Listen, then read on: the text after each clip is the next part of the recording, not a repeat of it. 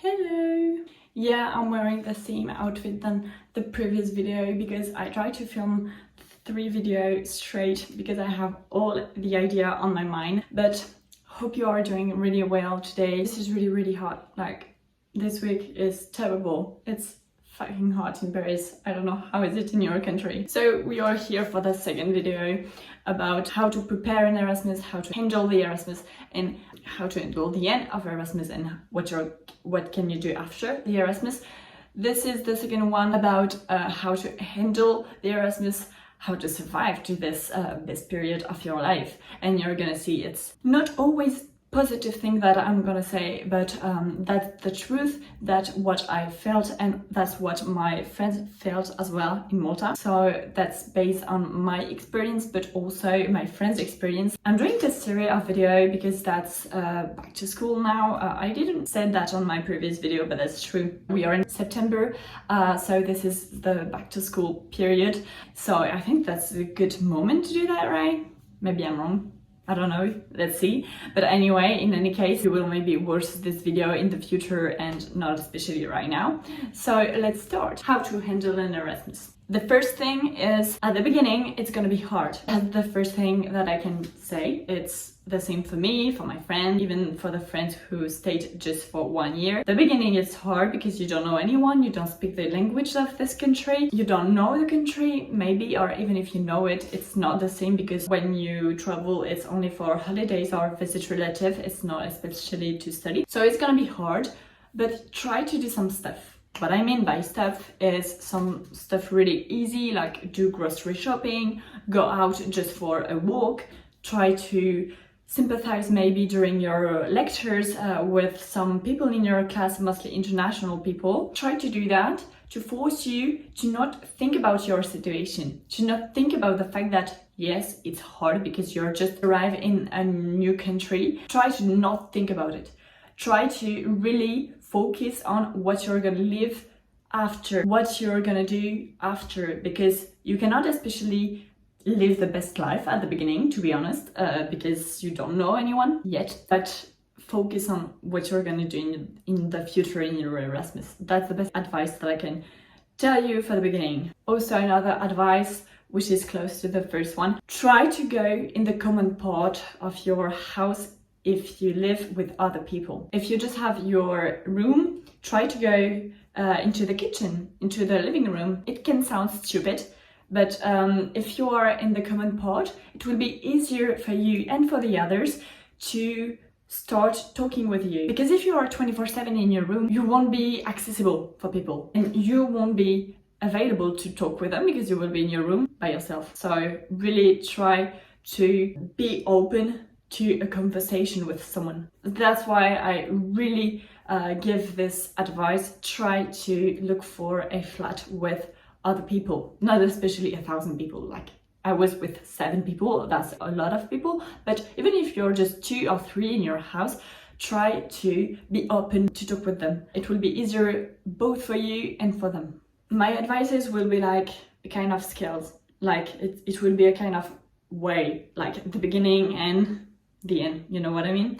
So the second advice that I can give you is call your family when you want to. Of course, like I said on the previous video, that I would here or here, I never know, they will continue their own life in your country. It won't change a lot for them, for your family and your relative, but for you it will change. So try to take the time to call them, to take some news from them, because even if they are not available, try to text them, because you will feel relief afterwards. You will feel, okay, I'm not alone, or even if I am, I will see my family again. I will see my boyfriend or my friends or anyone later. Calling your family can be the best part of the beginning of your Erasmus, because maybe you won't feel good at all the first 2-3 days, maybe more, maybe less, it depends on people. Me, it was 2-3 days, really bad days. Maybe for you will be more or less, or maybe not at all, and if it's not at all, good for you. But I would be surprised, but anyway. So really don't hesitate to call them, and don't be ashamed to have the need to call them. It's not because you're with your friends that you cannot say, okay, I have to call my family because I have a meeting with them or anything. Don't be ashamed, because first, they won't say anything because they will be in the exact same situation than you, and you will feel way better if you do that when you want to. Don't force yourself. Of course, if you don't want to call them, that doesn't matter, it's your choice. But if you need, don't hesitate. Another advice to survive to Erasmus, I put bracket because you won't really survive, it's just you will live your life, but you will actually live the best life of your life. But anyway, this one is a little bit negative, but it's one of the most important. Cry when you want to cry. Could sound stupid, but don't force yourself to pretend all the time that you feel good. Even after 2, 3, 4 months, you will feel bad sometimes. Like, you're still human.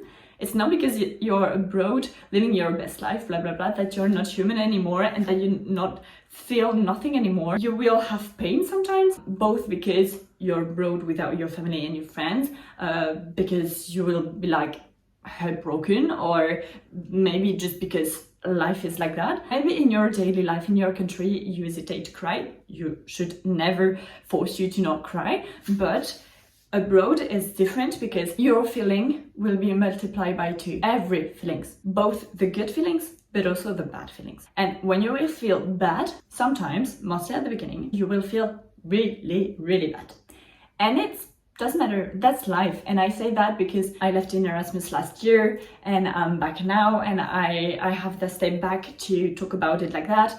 But when I was in the moment, I wouldn't say that, or I wouldn't say that like that, in this way. But it's true. Crying is a way to be relief with yourself. It's not something bad to cry. You don't especially cry because you're sad. Sometimes you just cry because you're tired, or you just cry because you're tired emotionally, physically. So it doesn't matter to cry. It's like a way to feel better afterwards. When you cry, you always feel better afterwards, right? Try to really...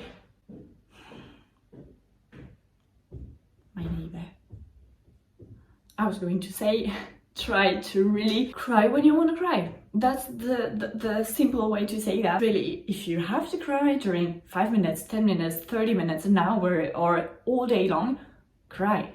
Really. That's the best feeling of the world, when you cry and we have your plush with you, or the sad song with you, or anything. You shouldn't be ashamed to cry and to like it. Because I don't know a lot of people who assume to like crying. Okay, sometimes it's really painful to cry. There's some situation you shouldn't cry. There's some situation you don't want to cry because you don't want to feel pain. I don't say that crying is the best feeling of the world, because no, sometimes you cry because you're fucking sad, because you lost someone, because you're heartbroken, anything. But when you're in Erasmus, these feelings are different and you're not crying for the same things. Try to be connected with yourself and with your feelings. That's all that I can say. The 5th advice is try to enjoy as much as possible. It's maybe something obvious for you, but really you shouldn't focus on your budget. Like, of course you have to be careful sometimes to your budget, to your money. That's normal. We are all students there, so we all know what it is to not have a lot of money. But don't restrict you too much. You will live an Erasmus just once in your life, maybe twice. But the first one is always the best. Sorry to say that to people who are gonna do another Erasmus, and I don't want to be narcissistic with my friends who will maybe go in another Erasmus, but that's true. I think the best one is the best. It's like in a movie or in a series. The first season or the first movie is always the best compared to the other, because you live that for the first time, so you don't know what you're gonna feel. You don't especially know what you feel right now on the moment, and you are surprised by everything. Try to do everything you can do, to visit every place you can see, to go out, to talk with people you would never talk in your daily life in your country, and try to meet people from other countries, people from countries that you never know. Like, I met a girl from Kazakhstan, for example. I've never met someone from Kazakhstan before. You know what I mean? It's not always in your life that you will be able to meet some people from other countries like that, and it's amazing. It's amazing because you will share your language, you will share your culture. It's really amazing. Really try to do whatever you want to do. You're not in a movie or in a series, so careful to the consequences, of course, but you're like in another world when you're in Erasmus. You know what I mean? Of course you know what I mean if you already went to an Erasmus, but for the others to describe, it's like another world, another universe. You're like in your own bubble and you feel disconnected from the reality. That's the best feeling of your life, to say, okay, I can do that. I can go to the beach after my lectures. I can go to a club tonight, even if I have class the day after. Who cares? Be responsible, of course. Be responsible, but really try to enjoy. That's gonna be the first time that you could enjoy as much as that during your Erasmus, and maybe the last time for some of you. So that's really the best advice that I can give you. And the last advice also that I can give you, something important. I mean, it's important to me. Try to keep in touch with your friends that you met during your Erasmus, and try to plan some stuff during your Erasmus. Plan to visit each other after your Erasmus, even if it's gonna never happen. It doesn't matter. Sometimes it's really hard to plan a trip to see each other in the other countries, because you're like a group of 10 friends. I said that randomly, of course. It's really hard because you all have your own timetable. You're going to the university for a master's degree, you find a job, you have a family reunion. There's a lot of possibilities, and maybe you would never do this trip all together. Or maybe, who knows? And the thing is, if you keep in touch with them and you try to plan this trip, because most of the time you plan a trip with your friends that you met abroad, because you're not living in the same country, so you want to visit each other to be able to see as many countries as possible. That's most of the time the purpose of going to Erasmus. But even if you know it's going to be hard to plan, try to plan it. First, you will be really happy if this trip happens, if you will see your friends abroad. But secondly, you will keep in touch with them, and a group of Erasmus friends is the best group of friends you could never have. It's another friendship than in your own country. I wouldn't say you don't like your friends in your country anymore. Not at all. I don't say that at all. I still love my friends from my country. I still love my friends from France. I love them and I miss them a lot when I'm not with them. It's just another friendship. It's just another way of loving people, of loving friends. If you don't keep in touch with them, it's like, it's up to you. Of course, it's up to you, but it's just, you will maybe regret it one day, because like, you know that you can count on your group of friends all the time. Like, if I don't talk with them every day, like I don't talk with them every day, seriously, there's some people I didn't talk to for a while, but I know that I can count on them, and I know that if I send a message on the group, they will reply to me. Really try to keep in touch with them. Now I think I'm gonna film my last video about this series of video. Hope you enjoyed this one, hope that helped, and I really hope you like this type of videos in English. Hope my English is still good, because I don't speak English every day, so I feel that I lost my my English level, maybe a little bit, I don't know. So I'm gonna film the last video of this series. Don't forget to subscribe to my channel and to put a little thumbs up. Wow, fucking hard to say. But anyway, thanks for watching and see you later.